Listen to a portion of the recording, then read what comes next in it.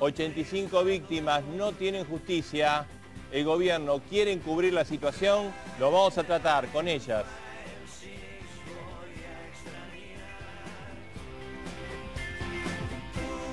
También ahí lo estamos viendo desde el Parlamento, Francisco de Narváez. Vamos a hablar en instantes con él, la posición de las distintas, digamos, bloques.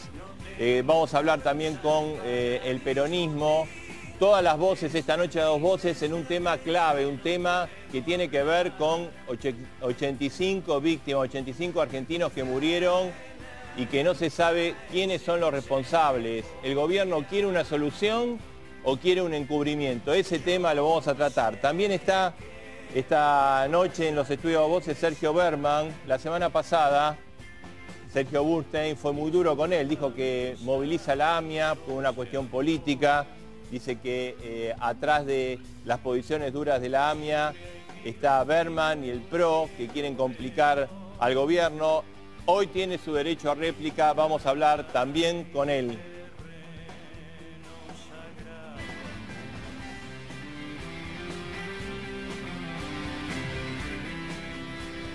Ahora nos metemos con el tema AMIA, estamos con Elisa Carrió, lo decíamos, junto con Laura Ginsberg, unas posiciones más duras. Elisa, buenas noches, ¿cómo está usted? Buenas noches. ¿Entregó Timerman al pueblo argentino? Yo se lo dije en tono personal, ¿no? Esta era una cuestión... Yo creo que se entregó la causa, se entregó a las víctimas, pero se la entregó hace mucho, ¿no? Y esto duplica la impunidad con que ella se le otorgó hace mucho el cierre a esta causa. Todos usaron esa causa y nadie cumplió exactamente y en profundidad con lo ordenado por el Tribunal Oral, ¿no? El Tribunal Oral ordena investigar a Galeano, él está con elevación a juicio, ordena investigar a Jorge Anzorrey, está con elevación a juicio. Ahora, cuando uno lee a Castañeda, que es el que destruye los cassettes, con elevación a juicio, Palacios, que forma parte con Castañeda de destruir los cassettes, también con elevación a juicio, el juicio oral determina la responsabilidad de Carlos Soria, hoy fallecido, de Federico Storani, de Carlos Chacho Álvarez, del entonces senador Galván, es decir, una serie de diputados y senadores, y esto no fue elevado a juicio por la participación en la comisión bicameral. Y lo que sí se observa es que es bueno saber por qué se eleva a juicio lo del presidente Menem. Esta sociedad tiene que saber. El presidente Menem se eleva a juicio porque ordena a primero, ordena a Galeano encubrir a Canor Edul, que es un amigo de él. Y ordena a través de Munir Menem a Castañeda destruir los cassettes que revelaban las conexiones entre personas ligadas al gobierno y el atentado. Esto es lo que señala el Tribunal Oral. ¿Y el gobierno? Entonces, de ahí surge que en realidad la conexión local es la que hay que seguir avanzando y sobre la cual evidentemente hay un encubrimiento. Un encubrimiento... También de este gobierno, porque este gobierno inicialmente, digamos, se puso del lado de los reclamos de la AMIA. Aparentemente. Porque en realidad la tesis de Cristina en la disidencia del tercer informe, porque en el segundo informe la única disidente por fuera soy yo cuando le digo Galeano encubre, hay que investigar a Galeano, en ese momento nadie de ellos, la comisión en ningún momento dijo hay que investigar a Galeano ni a la Policía Federal. Ella tiene una pelea con Estiuso. Entonces habla de la pista Canor Edul. Ahora su esposo, 2 años después o 1 año después, dice cerremos la pista local, avancemos en esto y vayamos por Irán, que era exactamente lo contrario que lo que decía Cristina en el último dictamen. Pero ahora Cristina es contrario a lo que hizo Néstor Kirchner. ¿Por qué el gobierno cambió? ¿Por qué esta propuesta? Porque primero estuvo con Bush. Yo registré los diarios y está muy clara, ¿se acuerdan de esa visita que hace Cristina con Néstor a Bush. A partir de ahí después va al Consejo Judío a Nueva York y ahí fija la posición. Y ahí el canciller Bielsa fija la política exterior. Contra, digamos... Apemia, porque hay que decir una cosa, ¿no? Y que seguramente ella no lo puede decir. Esta mujer que está acá, que yo respeto profundamente... Laura Gilbert. Fue la única persona que el año 97 habló del encubrimiento y acusó a Corach, ¿no? Cuando en realidad Galeano era un prócer nacional, lo cual no era fácil. Los familiares... Fue un hecho histórico. Muchísimos familiares apoyaban a Galeano, etc. Y también es esta organización, liderada ahora con ella con otro nombre, que a mí no me sale, Apemia, la que le dice al gobierno de Kirchner en noviembre del 2003 que están tratando de encubrir la conexión local y que ellos no van a ser cómplices de esa política exterior de acusación a Irán.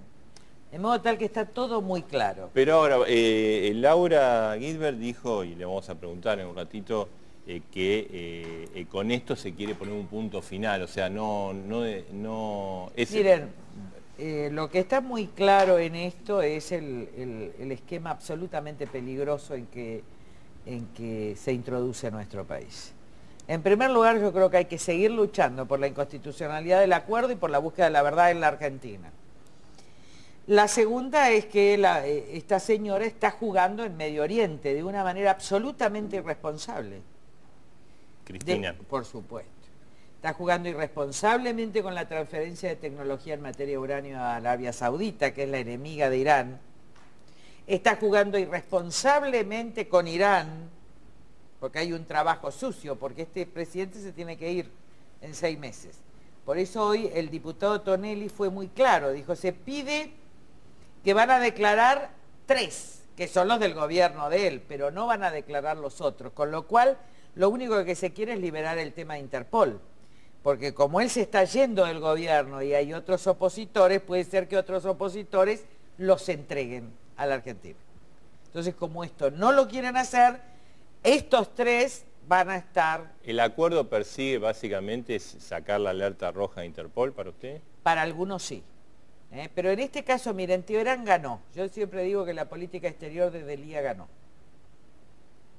Finalmente la política exterior de Delia ganó. Porque Teherán dijo, yo voy a defender a mis ciudadanos de cualquier manera. Y los defendió.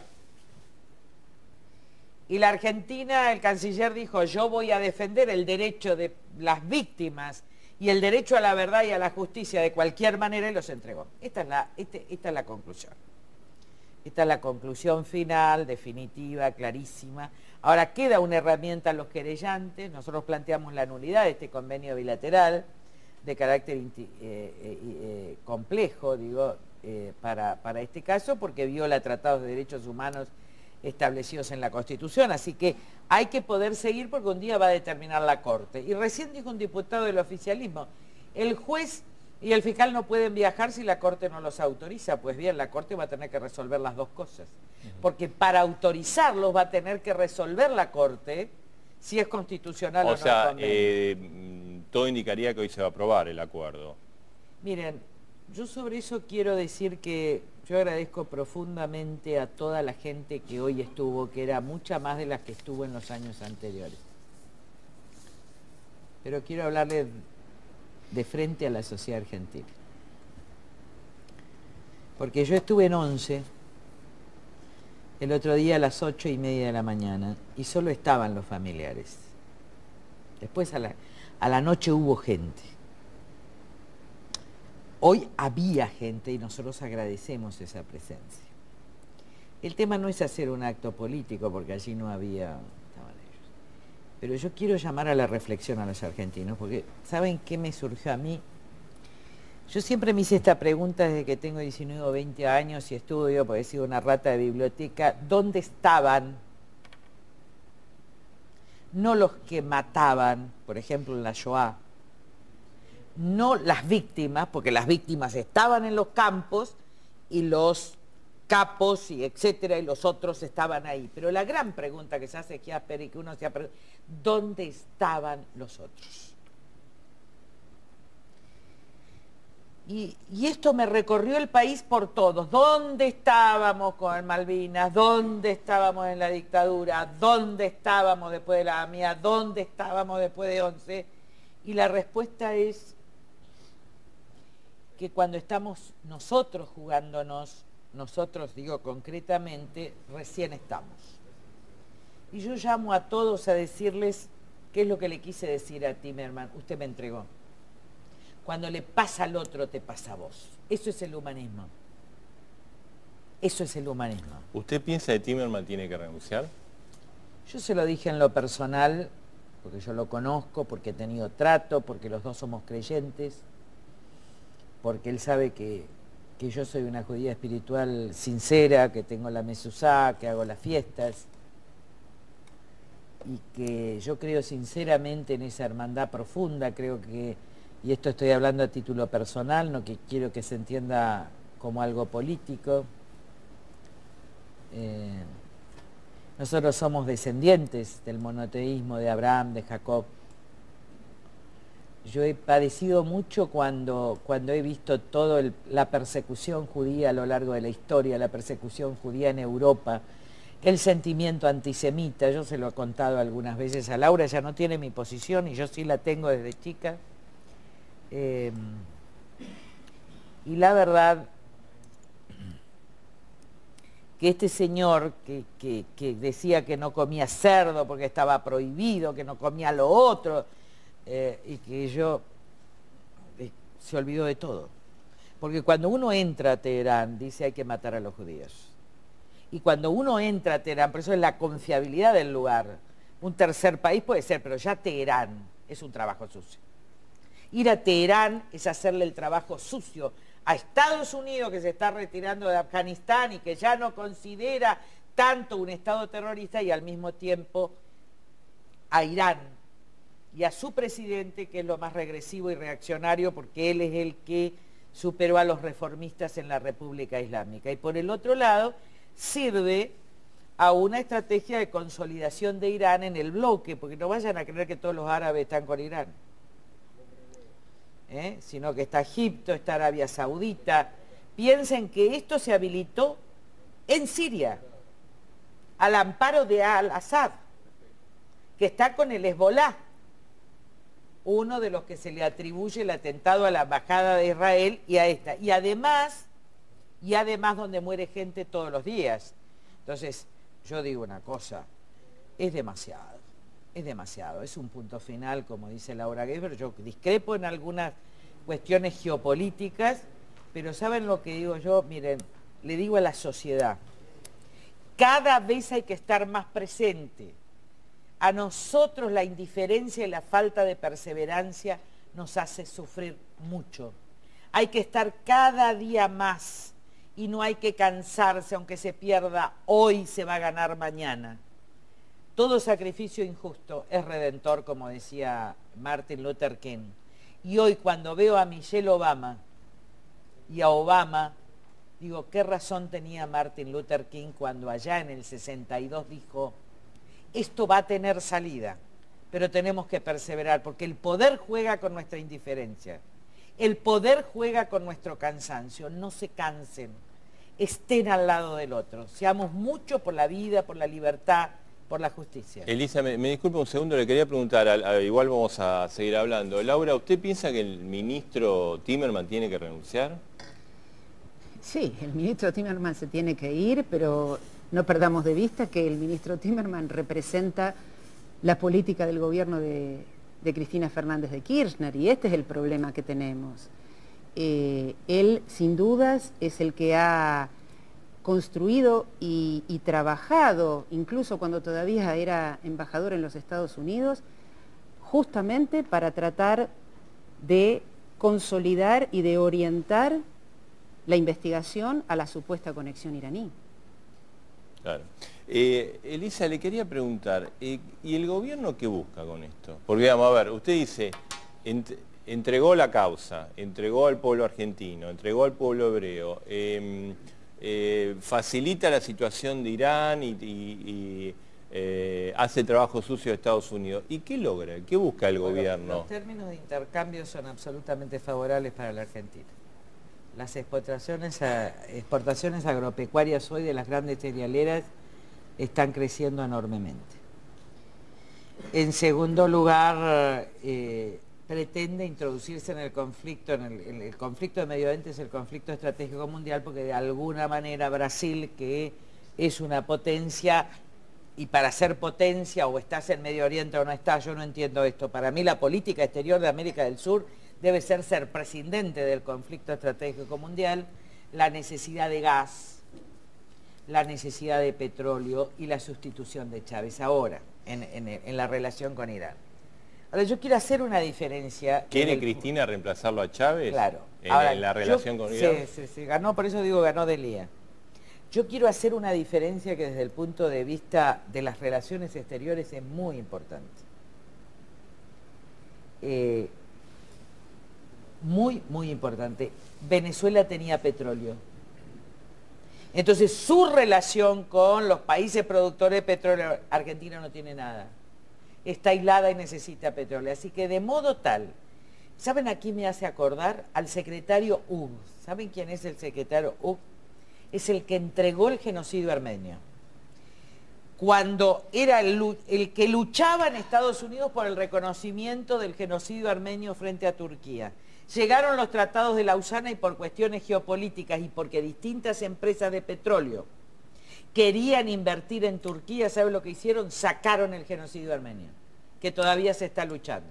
Y entonces decían, ¿cómo Ugs, que era el mayor defensor de la causa armenia? Sí, las personas traicionan.